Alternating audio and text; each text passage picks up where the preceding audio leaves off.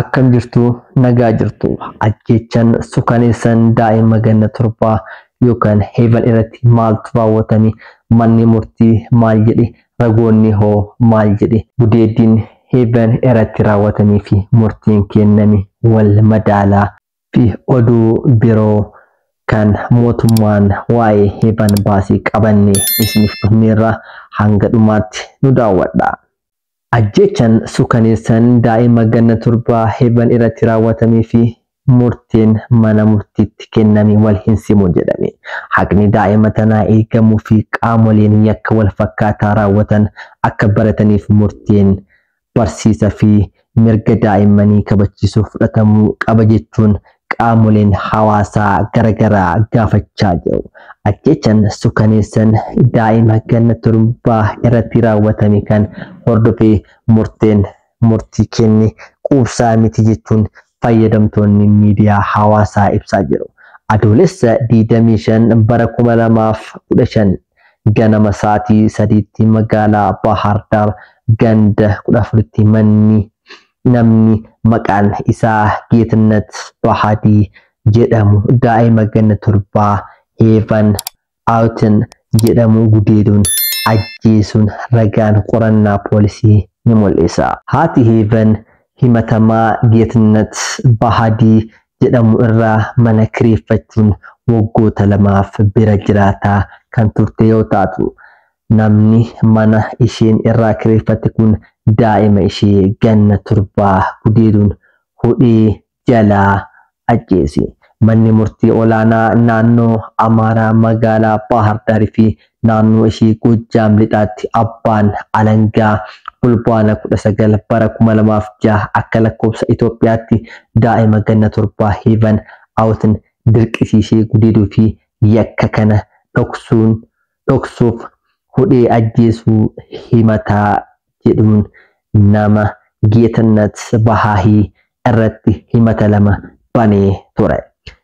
Himanni jalqabaa dirqisiisee gudeeduu kan ilaallatu yoo ta'u seera yakka 620 muraasni darbuun dubartii takka dirqisiisee gudeeduun miidhama qaama fi xiinsammuu cimaa akkasumas du'a kan hordofsiise yoo ta'u adabbii isaa hidhaa umrii guutuu ta'uu akka danda'u kan ibsu jalatti dhiyaate. Lammaffaan ammoo yakka dirqisiisanii gudeeduu dhoksuuf seera yakka 539 muraa tokko darbuun himatamaan daa'ima heevan erga dirqiin gudeedee booda yakki akka itti hin beekamneef hudhee ajjeesuu fi tarkaanfilee biroo irratti fudhachuu jechuun himanni ajjechaa irratti banamee jira.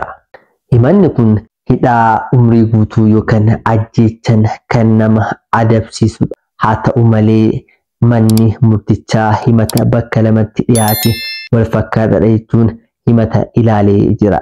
Akkuma adeemsa seeratti himatamaaf yakki inni raawwate bifa barreeffamaatiin dhiyaatee akka dubbisu erga taasifamee booda jecha kana kenne yoo ta'u yakkitti hin raawwanne jechuun waakkatee jira. Himatamaan yakkitti hin raawwanne jedhee waakkatus ragoonni fi sanadaaleen yakkicha raawwachuu isaa mul'isu waan jiraniif mana murtiitti dhiyaatanii akka caqafamanii fi ilaalaman taasifame. Ragaan tokkoffaan adaadan heevan yoo taatu akkas jechuun ragaa baati. Guyyaa san adoolessa 25 bara 2015 ganama keessa sa'aatii 3tti ana heevanii fi obboleettiin ishee quxisuun mana keessa ture. Himatamaan baajaajii qaba ture. Baajaajiin isaa waan gurgurameef yeroo baay'ee mana oola. Daa'imni himatamaa fi heevan mooraa keessatti taphataa erga turanii booda daa'ima himatamaa mooraa keessaa baatee gara mana akkoo ishee yoo deemtu heevan gara manaa deebiti. Anaa fi obboleettiin heevan quxisuu nyaata osoo nyaataa jirru ammas mana fincaanii jettee baatee deemti. Manni himatamaa fi keenya mooraa tokko keessa jira. Heevan turraan waamiina jalaa awwaachuu didde. Achumaan obboleettiin ishee quxisuun gadi baatee fiigaa ol deebi'uun roozaa jettee na waamnan gadi bahe. Yoo gadi bahu mana dhiqannaa fuulduratti kuftee arrabni keessaa bahee arge. iyyee fuudhee mooraa keessa bahuuf wayita ta'u balballi mooraa duraan cufamee hin beekne keessan cufamee jira. Ishii lafa kaayee balbala banee fuudhee mooraan ala bahe. Yeroo kana himatamaan yookaan Daawit kan daa'ima ganna 7 gudeede televizyinii banuun soofaa irra ciisee jira. Wayita ani iyyuu maal taate naan hin jenne, mooraa keessas hin baane. Namoonni budaadha jedhan qaamni ishee qabbanaa'ee jira jechuun gara hospitaala Amiin akka geessan ibsiti. Boorumtaa Heevan ajjeefamtetti eelee sibiila bunni irratti akaayamu mana himatamaatti fuudhuuf yoo deemu mana himatamaatti kophee Heevan guyyaa ajjeefamti san godhatte tan luka takka balbala mana jalatti arguu ibsite. Ragaan lammaffaan haadha Heevan yoo taatu guyyaa san Heevan dhukkubee jira kootu jedhanii hiriyaa ishee wajjin gara mana akka deemte ibsiti. Yeroo mana gahu daa'imas ta'ee namni bira hin jiru. Garuu dhifama yeroo mana gahu daa'ima kiyyas ta'ee namni biraa hin jiru. Garuu himatamaan soofaa irra taa'ee isa jiru arge. Ilmootiyya maal taati jedhee gaafannaan homaa hin dubbatu, rifatee na ilaala.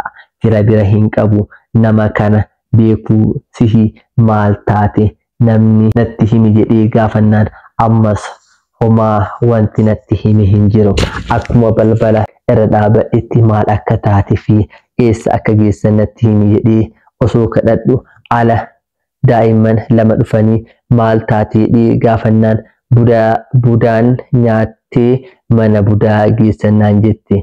Mana yoo beekte na geessi jedhee yoo kadhadhus ammas cal jedheetuma na ilaala. Ana hiriyaa kooti isa taanee baajaajii qabannee akkuma karaa seenneen gara hospitaala Amiin geessan jechuun natti dubbati.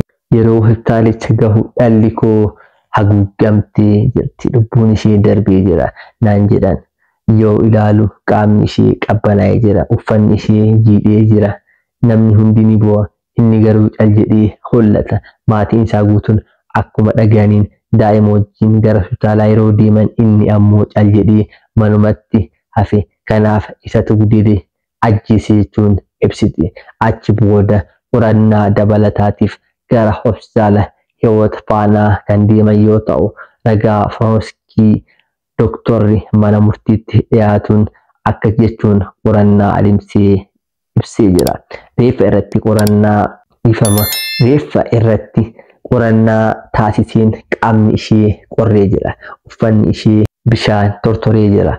Afaan ishee keessa biyyee fi cirrachi jira. Morma ishee irra gama mirgaatiin xinnoo ol siqee mallattoon hudhamuu irra mul'ata. Qaama saalaa irratti mallattoon dhiifamuu fi rigamuu irraa mul'ata. Gadaamessa ishee keessatti garuu dhangala'aa sanyii dhiiraa hin argine. Dugda ishee irratti ammoo mallattooleen rigamuu ni mul'atu jechuun yaada kenne. Manni murtii ragaalee dhiyaatan erga qoratee booda Heevan gudeedamtee fudhamtee ajjeefamuu ragaaleen dhiyaatan irraa mirkaneessuu ibsuun yeroo sanitti himatamaan alatti namni biroo mooraa san keessa akka hin jirre balballi mooraa bifa duraan hin beekamneen keessan cufamuu fi mooraan dallaa qabaachuu isaa namni biroo alaa seenee yakkicha raawwatee dhiifama. Namni biroo alaa seenee yakkicha raawwatee jechuu akka hin dandeenye daa'imni yeroo kuftee obboleettiin haadha ishee dhiisutti cal jedhee mana keessa taa'uu isaa haati daa'imni ishee maal akka taate yeroo gaafattu deebisuu diduun hollachuu isaa kopheen Heevan luka takkaa mana isaa keessatti argamuun qorannaan reeffaa daa'ima irratti raawwatame gudeedamuu fi fudhamtee ajjeefamuu mul'isuu isaa hordofee Heevan yeroo gudeedamtu humna fayyadamuu himatamaa dandamachuu dadhabdee lubbuun darbuu ishee mirkaneessee jira. Himata irratti dhiyaate seera yakka 603 yakkamaa taasisee jira. Haaluma kanaan manni murtii daa'ima ganna 7 kana dhiibbaa kamuu dandamachuu hin dandeenye irratti yakka gudeedii fi ajjechaa raawwate jechuun himatamaa Geetannat Bahaahii hidhaa cimaa waggaa 25 adabee jira. Haa ta'u malee maatii fi uummanni biyyattii murtiin kun yakka raawwate hin madaalu jechuun murtii madaalawaa fi barsiisaa akka irratti fudhatamuuf dhiibbaa taasisaa jira. Namoonni baay'een yakki raawwatanii fi murtiin kenname wal hin madaalu jechuun komii isaanii ibsachaa jiru.